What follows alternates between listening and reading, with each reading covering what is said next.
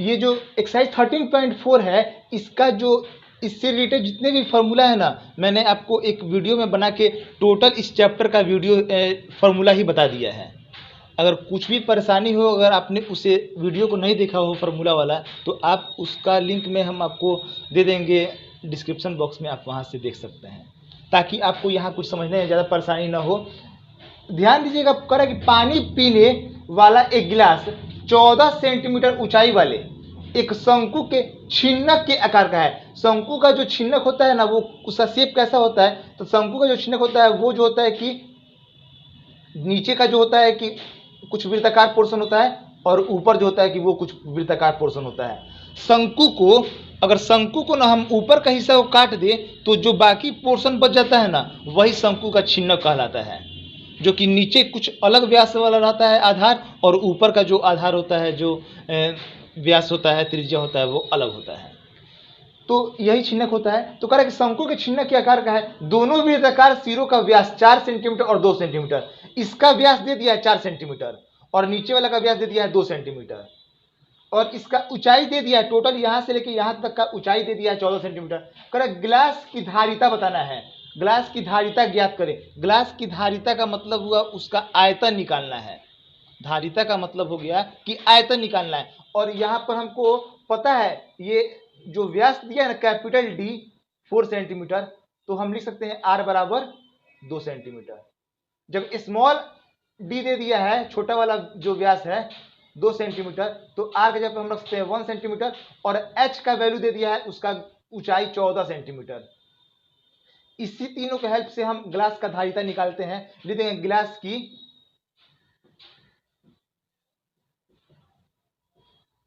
धारिता बराबर फॉर्मूला जो था 1/3 pi H R square plus R into R. ये सब टोटल फॉर्मूला मैंने आपको पहले एक ही वीडियो में लिखवा दिया है। तो 1/3 पाई के जगह पर लिख रहे हैं 22/7, और एच के जगह पर 14 सेंटीमीटर, और कैपिटल आर का स्क्वायर, फिर स्मॉल आर का स्क्वायर, और आर इंटू आर यानी कि 2 गुने 1। ये 7 से कट जाएगा, 2 बार में 14, 22 दूना 44/3। 2 का स्क्वायर हो गया 4, 1 का स्क्वायर 1, 2 एकम 2, 4 1 5 6 7। अब ये तो कटेगा नहीं 3 से, 7 चौके 28, 7 चौके 28, 29 30, 308/3। इसको जब हम होल में चेंज कर दे फ्रैक्शन वगैरह में, 3 एकम 3, 3 दूना 6, 7 8 2,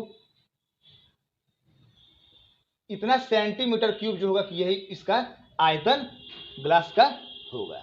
सिर्फ क्या किए हैं, फॉर्मूला पर वैल्यू रखते हुए हम मान निकाल लिए। यही जो है कि वो हमारा रिक्वायर्ड आंसर हुआ है।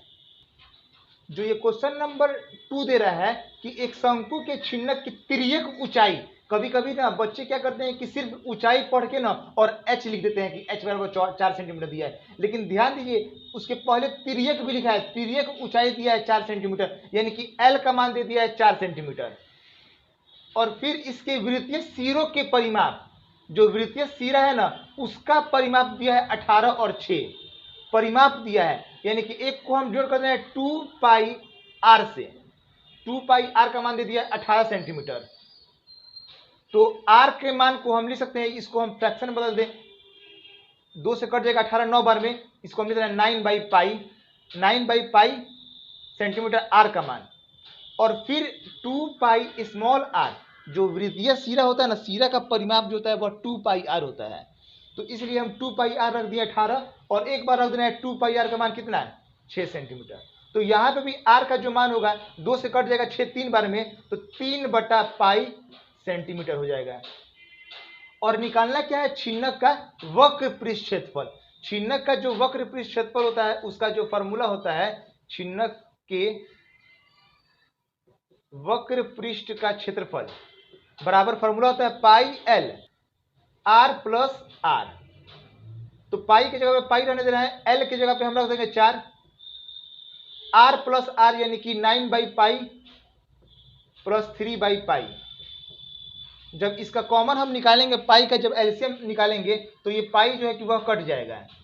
जब इसका पाई निकालेंगे ना एलसीएम, तो ये 9 + 3 होगा, पाई से तो पाई कट गया, तो 4 गुने 9 और 3 12, 12 चौके 48 सेंटीमीटर स्क्वायर जो होगा, क्योंकि हम क्षेत्रफल निकाले तो स्क्वायर देंगे, ये यूनिट का ध्यान जरूर रखते हैं। 48 सेंटीमीटर स्क्वायर जो होगा कि ये छिन्नक का वक्र पृष्ठ का क्षेत्रफल होगा।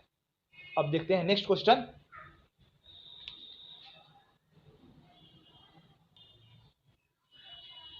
क्वेश्चन नंबर 3 में कह रहा है कि एक तुर्की टोपी, तुर्क का जो लोग पहनता है ना टोपी, उस टाइप का है ये टोपी। यहाँ पे तुर्की टोपी ऐसे रहता है, ये नीचे का जो पोर्शन है वो खाली है और यहाँ पर ना एक ऐसे निकला हुआ रहता है, ये तुर्की टोपी होता है। तो एक तुर्की टोपी शंकु के छिन्नक के आकार की है यदि उसके खुले सिरे का त्रिज्या, यानी कि नीचे वाला का जो त्रिज्या है ना, ये कैपिटल वाला लिख देंगे आर बराबर दे दिया है 10 सेंटीमीटर, 10 सेंटीमीटर, और ऊपरी सिरे का जो त्रिज्या है स्मॉल आर, उसका वैल्यू दे दिया है 4 सेंटीमीटर। और टोपी के तिर्यक, ये तिर्यक ऊंचाई है, तिर्यक ऊंचाई यानी कि एल 15 सेंटीमीटर है। तो इसको बनाने प्रयुक्त पदार्थ का क्षेत्रफल निकालना है। तो क्षेत्रफल निकालने के लिए क्या करेंगे कि लिख देंगे कि डायरेक्ट लिख रहे हैं यहाँ पे अभिष्ट क्षेत्रफल, अभिष्ट क्षेत्रफल। अभिष्ट क्षेत्रफल कहाँ लिखते हैं ना, जहां मतलब कि अभिष्ट क्षेत्रफल का मतलब हो गया है ना कि जो क्वेश्चन में बात बोल रहा है उसी का क्षेत्रफल हम निकाल रहे हैं। अब इतना लंबा चौड़ा हम ना लिखे कि अभिष्ट क्षेत्रफल का मतलब हो गया कि जो इतना लंबा चौड़ा बात कर रहे हैं ना उसी का क्षेत्रफल हम निकाल रहे हैं। अब इतना बड़ा बात ना लिख के कि इसके बनाने में प्रयुक्त पदार्थ का क्षेत्रफल बराबर, इतना ना लिख के बस लिख दिए अभिष्ट क्षेत्रफल, ये भी सही है। अभिष्ट क्षेत्रफल बराबर, अब इसका क्षेत्रफल निकालना है तो जो फॉर्मूला होता है पाई एल और आर का square plus R plus R, ये जो छिन्नक है ना, छिन्नक का पृष्ठीय क्षेत्रफल होता है pi L R plus R, और इसी में हम ऐड कर देंगे ना ये जो ऊपर वाला पोर्शन सर्किल के रूप में, नीचे तो खाली है पूरा, ऊपर तो सर्किल ढका हुआ है ना, पूरा पोर्शन बंद है, तो इसका हम निकालेंगे area pi R square, small वाला आर है तो हम पाई आर स्क्वायर इसमें क्या कर देंगे, ऐड कर देंगे। अब पाई को हम कॉमन निकाल ले रहे हैं आसानी के लिए, और एल, एल के जगह पे हम रख दे रहे हैं 15 आर प्लस आर यानी कि 10 प्लस 4, और फिर पाई तो कॉमन निकल गया है, आर का स्क्वायर, कौन से आर का, स्मॉल आर का स्क्वायर, तो पाई, और ये 15 गुने 10 4 14 हो गया, और 4 का स्क्वायर हो गया 16, पाई के जगह पर 22/7, 15 चौके 60, 15 का 15, 5 20 210, अब प्लस 16। अब इसको सॉल्व कर दें हम, और अब इसको गुना कर दे तो 22/7 और ये 210 226 हो जाएगा, 22 में गुना कर देंगे 226 में, 45 2 5 4 2 5 2 7 5 4 9 4 49 72/7। अब इसको हम डिवाइड कर देते हैं तो 7 7 49, 7 कम 7, एक जीरो तो बच जाएगा, और यहाँ 2 और यहाँ पर 7, इतना सेंटीमीटर स्क्वायर जो होगा कि ये प्रयुक्त मटेरियल इसमें यूज हुआ होगा। यही जो है कि वो हमारा रिक्वायर्ड आंसर हुआ। अब देखते हैं नेक्स्ट क्वेश्चन। जो क्वेश्चन नंबर 4 है, कह रहा है कि धातु की चादर से बना है और ऊपर से खुला एक बर्तन शंकु के छिन्नक के आकार का है। फिर वही बात, एक शंकु है और इसका ऊपरी जो सिरा है ना वह खुला हुआ है, और ये नीचे वाला जो सिरा है वो बंद है, जिसका ऊंचाई दे दिया है 16 सेंटीमीटर। इसका ऊंचाई कितना दे दिया है, 16 सेंटीमीटर इसका ऊंचाई दे दिया है। और निचले और ऊपरी सिरे का त्रिज्या, नीचे जो है ना टर्म, इसका जो आर दे दिया है वह 8 सेंटीमीटर, और ऊपर का जो आर है वह है 20 सेंटीमीटर। लिख देंगे कि h बराबर 16 सेंटीमीटर, और एक को हम कर दे रहे हैं स्मॉल आर, और एक को मान लेते हैं कैपिटल आर, चूंकि आर ही दिया था, व्यास तो दिया नहीं था। अब कर कि 20 रुपए प्रति लीटर की दर से इस बर्तन को पूरा भर सकने वाले दूध का मूल्य ज्ञात कीजिए। अब जहां लीटर का बात आ जाए वहां पर आयतन हम निकालेंगे, तो सबसे पहले इस बर्तन का आयतन हम निकालते हैं। लिख देंगे कि बर्तन का आयतन बराबर,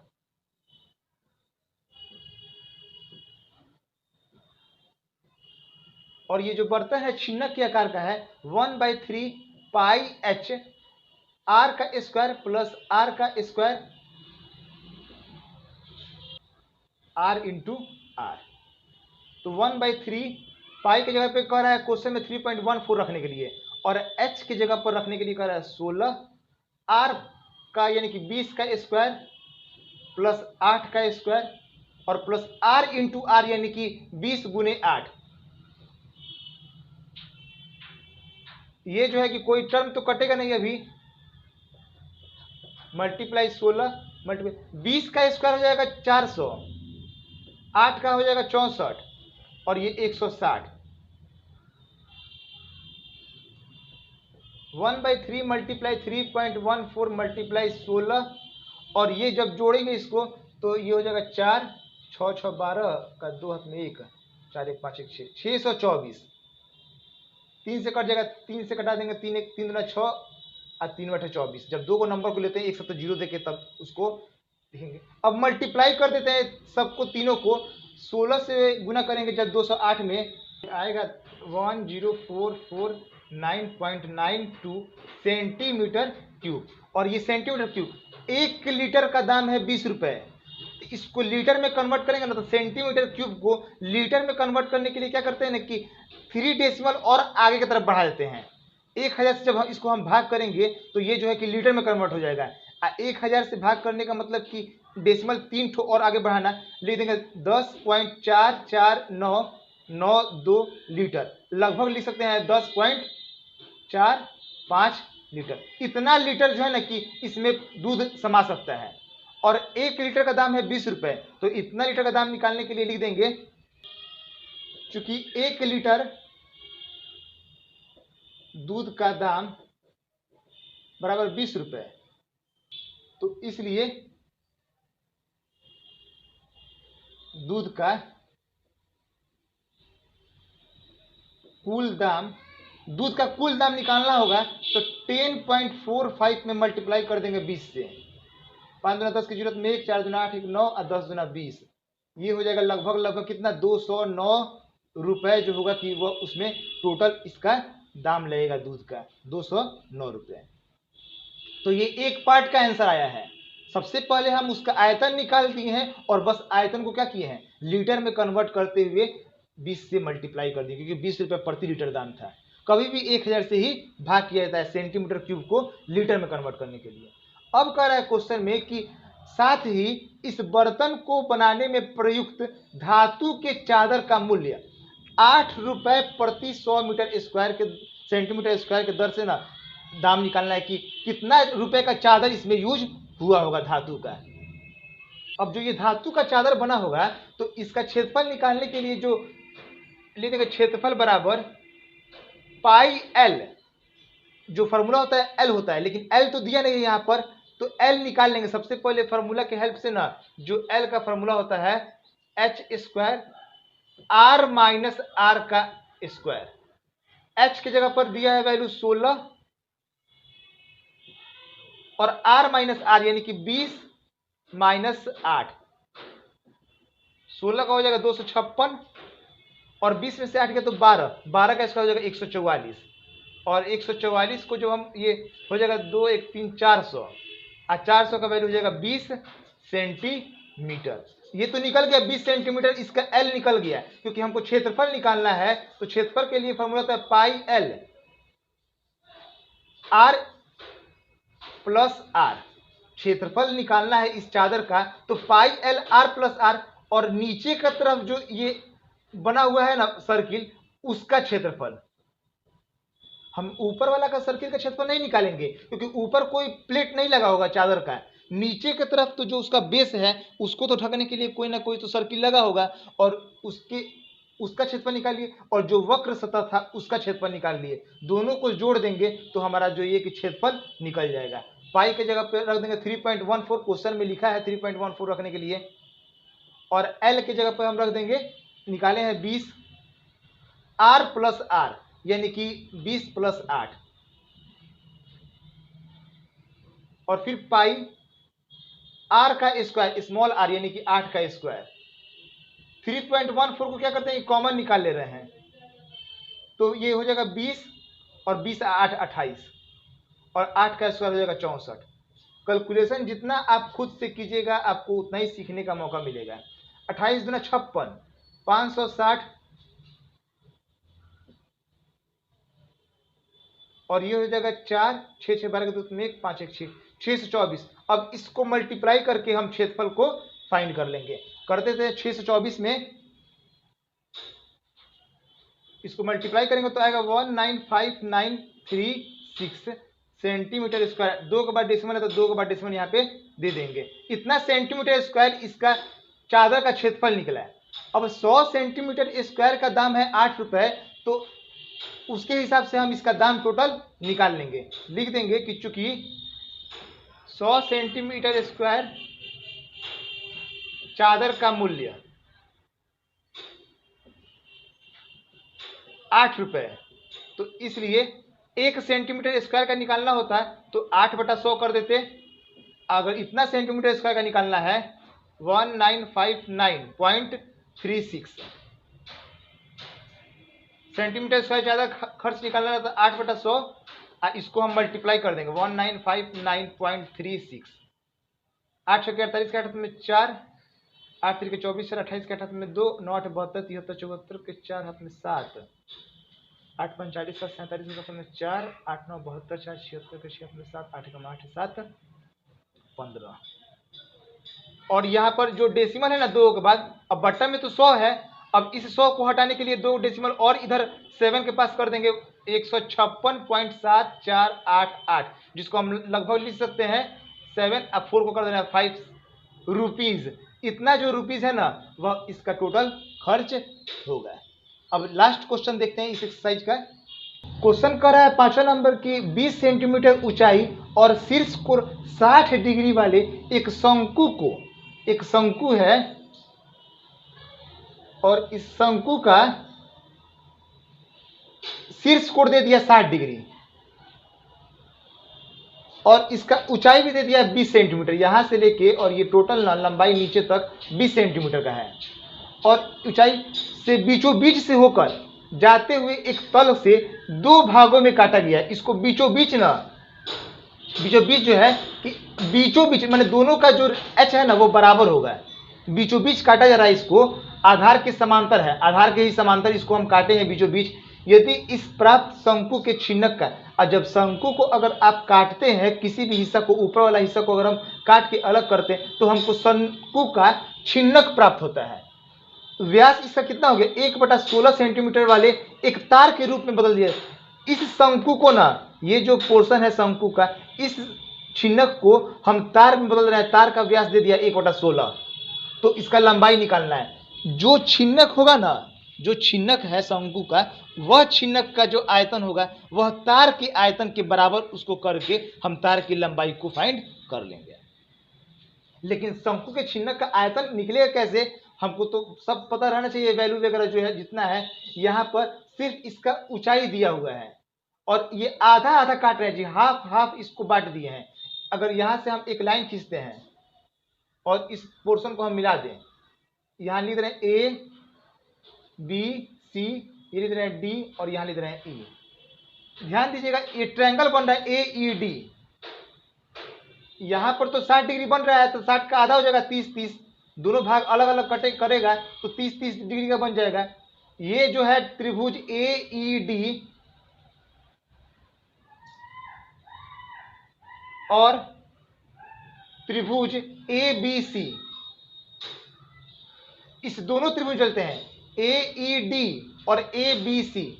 इस दोनों त्रिभुज में क्या है ना कि एंगल ए बराबर एंगल ए। ध्यान दीजिएगा, समझिएगा, थोड़ा आपके लिए नया जरूर होगा। अगर आपने अभी त्रिभुज जो है चैप्टर अगर नहीं पढ़ा है तो आपके लिए ये नया होगा। फिर भी 9th क्लास के हेल्प से आप समझ सकते हैं कि ये जो त्रिभुज है ए ई डी, यहाँ एंगल बन रहा है 30 डिग्री का। फिर ए बी सी, इस ट्रायंगल में चलते हैं तो एंगल बन रहा है यहाँ 30 डिग्री का। दोनों एंगल जो ए है ना वो कितना डिग्री का बन रहा है 30 डिग्री का। दोनों में ही एंगल जो है कि सेम है। इस ट्रायंगल का भी एंगल ए और ये जो बड़ा वाला ट्रायंगल है उसका भी ए, दोनों का ए जो है कि वह बराबर है। और एंगल जो यहाँ ई बन रहा है एंगल ए ई डी और ए बी सी, यह जो दोनों है वह कितना डिग्री का है 90 डिग्री का। जब किसी भी दो ट्रायंगल का एंगल अगर दो एंगल बराबर हो जाता है तो वह समरूप त्रिभुज से ना सिमिलर हो जाता है, जी समरूप हो जाता है। लिख देंगे इसलिए यह जो दोनों ट्रायंगल था ना, ट्रायंगल ए ई डी समरूप हो जाएगा त्रिभुज ए बी सी के। एंगल एंगल समरूपता जो होता है ना, उसके नियम के अकॉर्डिंग अगर किसी भी दो ट्रायंगल में एक छोटा ट्रायंगल बन रहा है और एक बड़ा ट्रायंगल बन रहा है, अगर किसी दो ट्रायंगल में अगर दो एंगल आपस में बराबर है तो एंगल एंगल से समरूप हो जाता है। और जब समरूप हो गया तो हम ना किसी भी साइड के ना रेशियो को हम बराबर कर सकते हैं। यह हमको ए ई और ए बी पता है, लिख देना है पहले ए ई, बट ए ई के साथ क्या आएगा ए बी। हमको फाइंड करना है रेडियस इसका डी ई, तभी ना हम आयतन निकाल सकते हैं। तो लिख देंगे यहाँ पे डी ई लिखे चाहे ई डी लिखे, बट्टा किसके हो जाएगा सी बी के। अगर डी ई लिखे तो क्या लिख देंगे सी बी। ए ई का वैल्यू कितना हो जाएगा, चूंकि हाफ काट रहा है इसको तो ये 10 सेंटीमीटर का हो जाएगा, और ए बी टोटल हो जाएगा 20। डी ई जो है वो हमको पता है नहीं डी ई का वैल्यू, और ना ही बी सी का चाहे सी बी जिसको लिखते हैं वो कोई पता नहीं है। लेकिन इतना लिख सकते हैं कि बी सी जो होगा ना वह 2DE के बराबर हो जाएगा। जो बी सी है वह DE के दुगुना हो जाएगा। जितना DE का रेडियस होगा ना उसके दुगुना को ही हम बी सी रख सकते हैं। अब तो यहाँ बी सी जो है कि वह दुगुना हो गया DE के। ना हमको बी सी ही पता है ना ही DE पता है, ना हमको बी सी पता है और ना DE पता है, लेकिन इतना पता है कि यहाँ 30 डिग्री का एंगल बन रहा है। अगर हम चलते हैं त्रिभुज AED में तो यहाँ जब 30 डिग्री का एंगल बन रहा है, AE पता है हमको, AE पता है 10 सेंटीमीटर का, तो क्या करते हैं अब हमको DE निकालना है। ये अगर यहाँ पर एंगल बन रहा है तो इसको हम मान लेंगे बेस और इसको मान लेंगे परपेंडिकुलर। P और B साइन के कॉस के tan के किसके रूप में आता है जी, P और B tan में आता है। तो लिख देंगे tan 30 डिग्री बराबर P लिख देना है किसको, DE को। अब बेस ये एंगल के साथ जो सटा हुआ रहता है ना उसको हम मानते हैं बेस AE। tan 30 के जगह पे हम रख सकते हैं वैल्यू 1/√3। DE का वैल्यू हमको निकालना है, ये R है, और AE का जो वैल्यू है वो हो जाएगा 10 सेंटीमीटर, यानी कि DE का मान कितना हो जाएगा 10/√3। DE का मान हो गया 10/√3।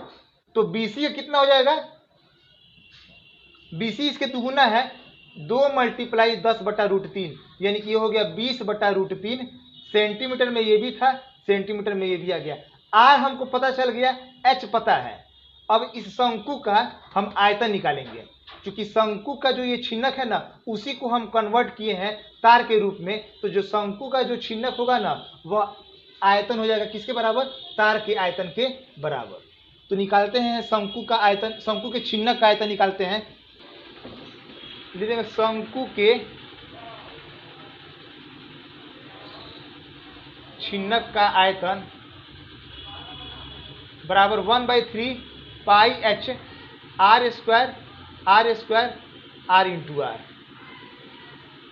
पाई के जगह पे पाई ही रहने दे रहे हैं। H इसका जो हाइट है ना शंकु के छिन्नक का वह 10 है, क्योंकि 20 था आधा काटे थे तो 10 हो गया था। R का स्क्वायर जो कैपिटल वाला R है ना 20/√3 का स्क्वायर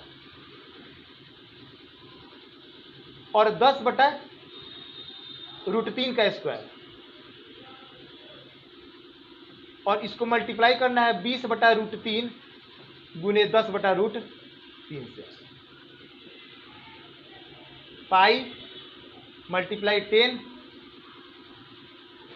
और फिर ये हो जाएगा 20 का हो जाएगा 400/3, 100/3 20 है 200/3।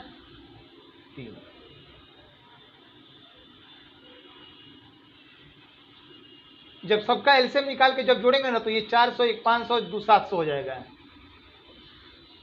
और यहाँ पर ये होगा 3 3 9। इसको जब हम सॉल्व कर दे तो ये हो जाएगा 7000 पाई/9 सेंटीमीटर क्यूब। ये जो है कि 7000/9 पाई सेंटीमीटर क्यूब इसका आयतन निकल गया। अब इसी आयतन को हम तार के आयतन के बराबर करके उसके हाइट को निकाल लेंगे।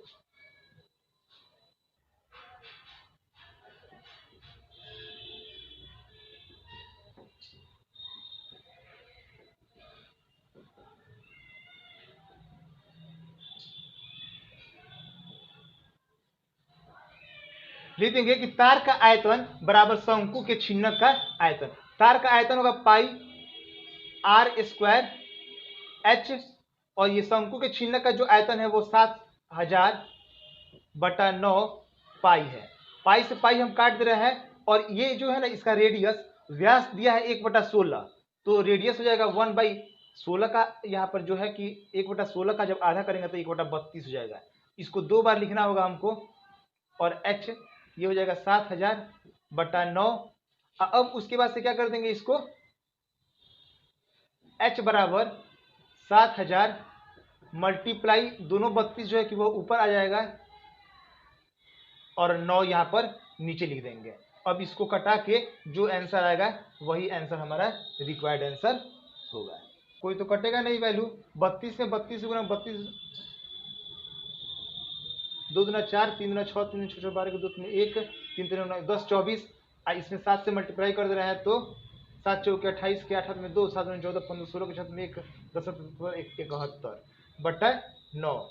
इसको जब हम भाग कर दे रहे हैं तो 9 7 63, 8 9 9 81, 5 9 चौके 9 6 54, 4 बचेगा, और फिर 9 3 9 चौके 36, 4 9 4 आगे 40, और फिर 9 चौके 36, 4, फिर ये ऐसे ही बढ़ते जाएगा। इसको हम लिख सकते हैं 796.45 कर दीजिए, एक बढ़ा दीजिए सेंटीमीटर। सिर्फ सेंटीमीटर में होगा क्योंकि हमको लेंथ निकालना था, तो इतना जो लेंथ होगा ये तार का लंबाई इतना सेंटीमीटर होगा।